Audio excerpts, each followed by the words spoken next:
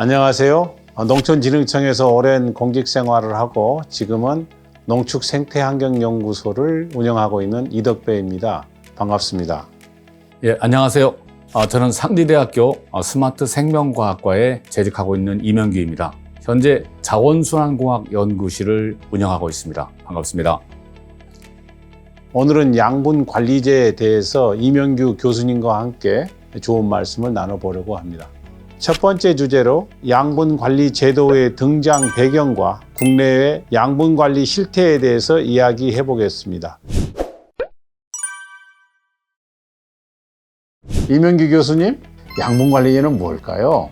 예, 과거에 양분이라고 하면은 주로 작물을 재배하는 데 사용되었던 그런 용어인데요. 최근엔 특히 이제 환경 문제가 많이 발생되면서 가축분뇨로부터 가지고 있는 여러 가지 양분에 대한 문제를 이제는 관리하지 않으면 안 되겠다라고 하는 그런 시대로 들어온 것 같습니다.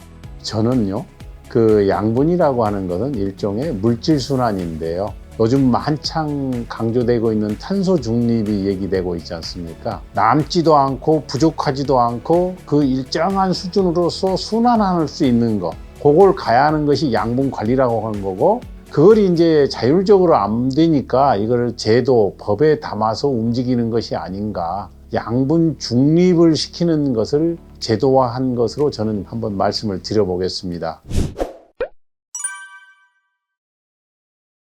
이 교수님, 양분관리 제도가 등장하게 된 배경이 어떻게 될까요? 앞에서 말씀해 주신 내용대로 과거에는 생산됐던 양분이 대부분 사용되었는데 최근에 자료를 보게 되면은 2001년도 그 당시에 전국의 농경지 면적이 187만 헥타르 정도가 됐었습니다. 이것이 한 20년 정도 지나면서 156만 헥타르 정도로 해서 농경지가 과거에 비해서 굉장히 지금 많이 감소하고 있습니다. 자, 감소하고 있는 상태에서 당연히 작물에 따른 양분 요구량도 결국은 감소하게 되는데, 최근에 우리나라의 가축 분뇨 발생량을 보게 되면은 2014년인 경우에 한 4,600만 톤 정도 됐었거든요. 2018년도 그리고 2020년도를 넘어오면서 5천만 톤 정도로 가축 분뇨량이 증가했습니다. 그런 면에서 경지 면적 대비에 양분의 투입량이 전체적으로 증가하는 추세다라고 하는 것이 최근에 가장 커다란 변화라고 할 수 있습니다. 문제는 이와 같이 증가하는 이 추세가 우리한테 어떤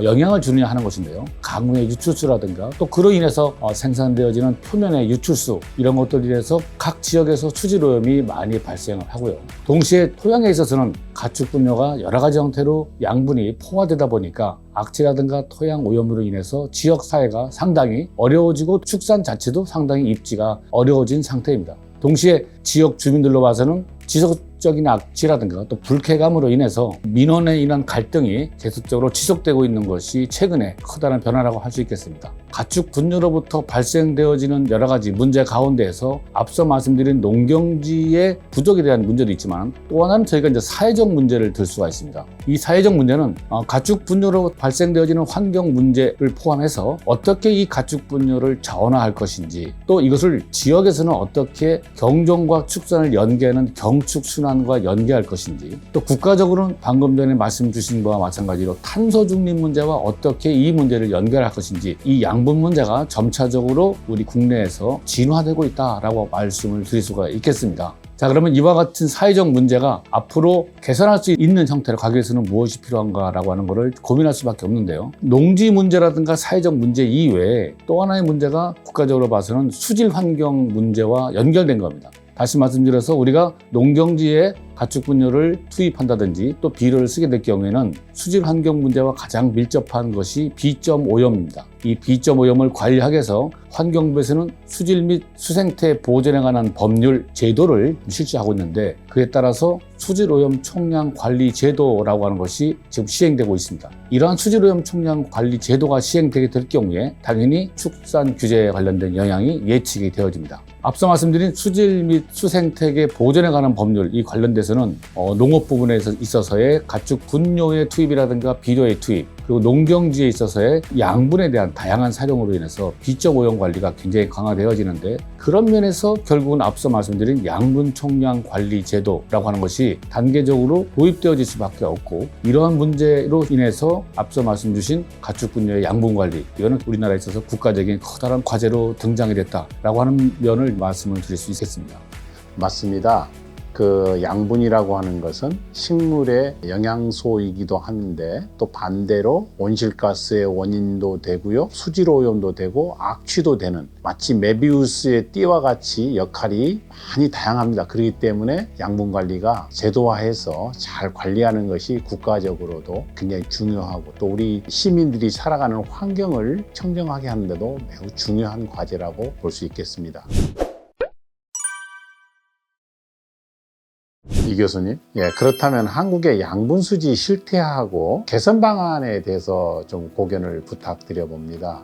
한국의 양분 수지를 개선하기 위해서는 우리나라의 양분 수지 실태에 대한 부분을 먼저 알아야 되겠습니다. 저희가 농촌진흥청을 중심으로 해서 보고된 자료 가운데서 2019년도 기준에 전국 양분 수지 분석한 결과를 보게 되면은 전국 평균의 질소 양분 부하가 2.24로 지금 보고 있습니다. 2.24라는 얘기는 필요한 양의 2배 이상이 지금 투입되고 있다는 의미입니다. 구체적으로 제시한다면 투입되어지는 질소 양분 가운데 퇴액비에서 유래되어지는 질소 양분은 과연 얼만큼 되는가 하는 것인데요. 1헥타르당 일반적으로 240, 250kg 정도를 기준으로 봤을 때 가축 분뇨에서 나오는 것들이 약 94kg 정도, 전체 양분의 한 31% 정도가 됩니다. 그 외에 화학비료와 같은 무기질 비료로 투입되어지는 질소 양분이 한 153kg에서 화학비료가 전체 투입되어지는 질소 양분의 한 51%, 즉 반 이상을 차지를 하고 있습니다. 그리고 이제 질소를 투입하게 되고 난 다음에 문제가 되는 것들이 어느 만큼 토양 바깥으로 양분이 유출되느냐 하는 것인데요. 마찬가지로 2019년도의 분석 자료를 보면은 질소 양분이 유출되어지는 패턴이 작물을 통해서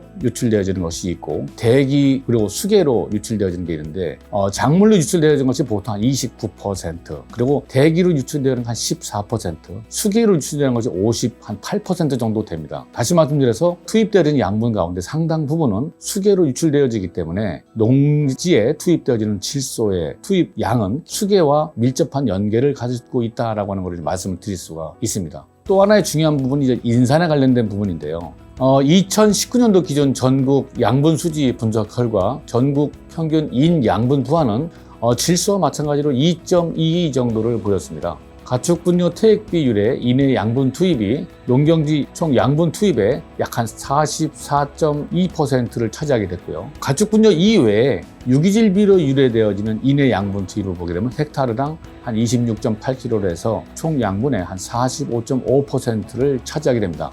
따라서 질소 양분의 투입량과 비교해서 인의 투입 양분이 가축 분뇨 퇴액비 유래인 경우 비중이 높은 것으로 평가가 됩니다. 2019년도 기준 전국 양분 수지 분석 결과 그 인의 양분의 유출은 질소와 마찬가지로 작물 생산을 통해서 유출되는 경우, 수계로 유출되는 경우로 나타날 수 있는데 작물로 유출되어지는 경우가 약 36%, 수계로 유출되어지는 경우가 한 64% 정도로 나타납니다. 양분 수지를 관리하는 기본 방법은 이와 같이 양분의 투입, 또 양분의 유출, 분석을 통해서 균형을 유지하는 것이 바람직하다고 생각되어집니다. 자, 그러면 양분 수지를 관리하는 방법으로 어떤 방법이 적절할 것인가에 대한 부분을 말씀을 주셨는데요. 농업 분야, 특히 축산 분야에 있어서는 이상적인 양분 관리는 먼저 축산 농가로부터 양분 발생이 어느 정도 되어야 하는가 라고 하는 발생에 대한 양을 좀 우리가 예측을 해야 되는 것이고요. 둘째는 농경지로서의 부하가 어느 정도 산정되어야 하는가에 대한 농경지 부하량을 우리가 알아야 됩니다. 이 두 가지 수치를 알아야지 저희들이 양분의 수요량과 비교했을 때 가축 분뇨로부터 유래되어진 양이 어느 정도 잉여되었는지 잉여 양분량 산출이 가능해집니다. 그 부분이 우선시 되어야지 가축 분뇨로부터의 양분 관리가 가능해지지 않을까라고 생각되어집니다. 자, 그렇다면은 효율적인 양분 관리를 위해서 우리나라에서 무엇을 필요로 할까? 저희도 많이 고민을 해왔는데요. 잉여 양분을 어떻게 삭감할 것인가에 대한 방안을 아직 우리가 구축을 하지 못했고요. 또 하나는 이러한 잉여 양분을 어떻게 우리가 최소한 수행해 나갈 것인가에 대한 방안을 선택할 수 있는 그런 프로그램을 아직 개발하지 못한 상태입니다. 따라서 향후에 빅데이터를 활용한 개별 농가의 가축 분뇨 양분 관리 프로그램을 마련하는 것, 그리고 그걸 보급하는 것, 이것이 굉장히 중요한 향후 과제라고 생각되어집니다. 하나의 대표적인 사례로서 해외의 양분관리 프로그램으로는 이 박사님도 잘 아시다시피 유럽과 같은 경우에는 질산염 지침이라고 하는 양분관리 프로그램을 가지고 있고요. 또 미국과 같은 경우는 양분 크레디트 제도, 벨기에 같은 경우는 가축분양 은행 제도 같은 것도 있기 때문에 이와 같은 것들을 참고로 해서 일반 개별 농가들의 양분관리 프로그램을 어떻게 지역 단위, 국가 단위와 연계시켜서 우리가 수행해 나갈 것인가라고 하는 것이 향후 중요한 방향이라고 말씀드릴 수 있겠습니다. 네, 그렇습니다. 양분이라고 하는 것도 어디가 잉여가 되고 어디가 부족한가를 정확하게 파악을 한다면 남는 곳에서 부족한 것으로 보내는 자연스러운 순환이 될 텐데요. 그렇게 하기 위해서는 말씀하셨던 무기 양분의 회계 장부를 작성하고 그 정보를 공유하는 국가적인 방법론이라든가 또는 개별 농가 단위의 관리 방법이 굉장히 중요하다고 생각이 됩니다.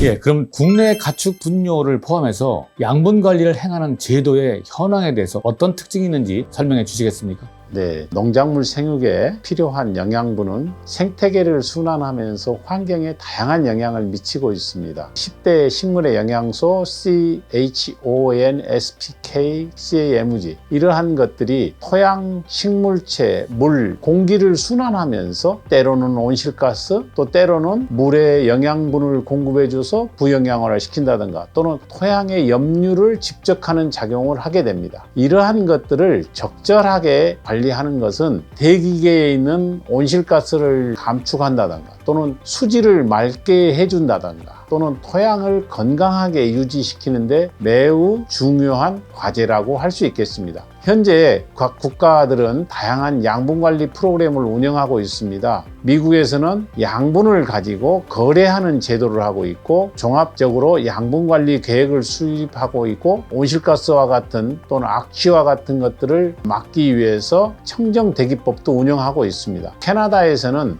매니토바주에서 토양 잔류하고 있는 질산성 질소 농도를 제한하고 있습니다. 질산성 질소라는 것은 임산부가 질산성 질소가 많이 들어있는 채소를 먹게 됐을 때는 블루베이비, 즉 청색증 있는 아이를 출산할 수 있어서 굉장히 위험한 것으로 나와 있습니다. 또 EU에서는 아까 교수님께서 말씀하셨던 지하수 중에 질산염 농도를 어느 일정 수준으로 유지시켜야 하는 질산염 지침이라든가 또는 통합 환경관리 입법 지침을 가지고서 이 프로그램을 국가 단위로 운영을 하고 있고요. 또 질산염 농도가 높아서 민감한 지역과 축산 사육 밀도가 높은 곳에 대해서 환경영향평가를 의무적으로 하면서 질산염 농도를 높아지지 않도록 관리하고 있는 겁니다. 네덜란드는 경정농가와 축산농가 각각에 대해서 무기 양분 회계 장부를 작성하는 것을 법으로 운영을 하고 있습니다. 마지막으로 우리나라는요, 농촌진흥청이 흑토란 비료 사용 처방 프로그램을 운영하면서 이 결과를 가지고 직접 지급하는 데 있어서 적격성 심사에 활용을 하고 있습니다. 또 하나는 온실가스 감축을 위해서는 질소 투입량 감축이 굉장히 시급합니다.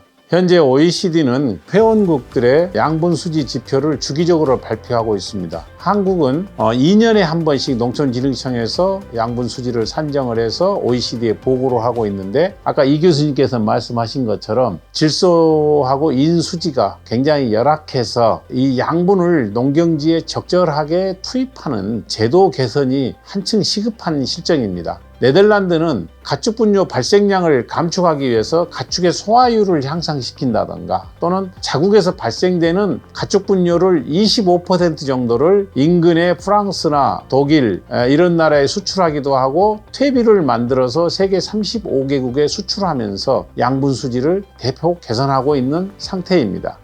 양분 관리 관련된 상세한 설명 대단히 감사합니다. 설명하신 내용을 보게 되면은 결국은 양분은 수계라든가 대기라든가 토양에 매우 중요하다라고 하는 말씀을 해주셨고 또 각 국가마다 다양한 형태의 양분 관리 프로그램을 만들 수밖에 없었다라고 하는 사례를 여러 가지로 말씀을 해주셨어요. 그리고 또 하나는 각 국가에서 잉여되어지는 양분에 있어서는 해외 수출까지 포함해서 상당히 양분 관리에 공격적으로 접근하고 있다라고 하는 느낌이 저한테는 굉장히 크게 들리는 것 같습니다.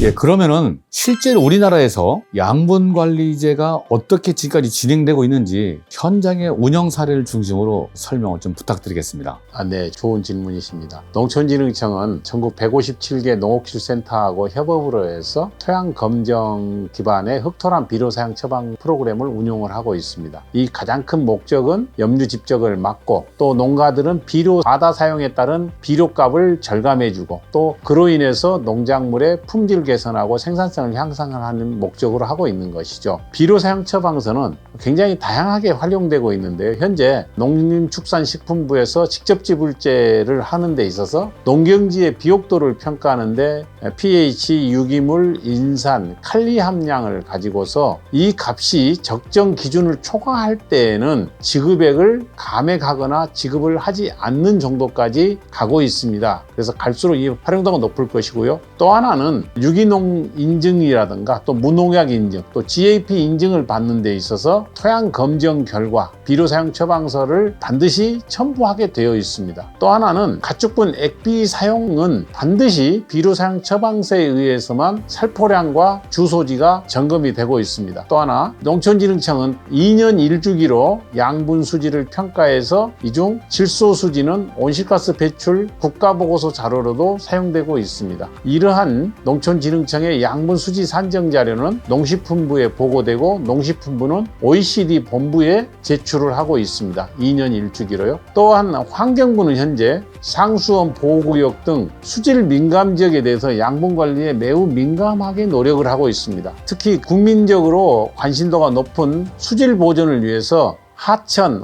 호소의 수질 모니터링을 하면서 농경지와 같은 비점 오염원의 양분 관리에 매우 높은 관심을 가지고 규제와 단속 업무를 강화하고 있습니다.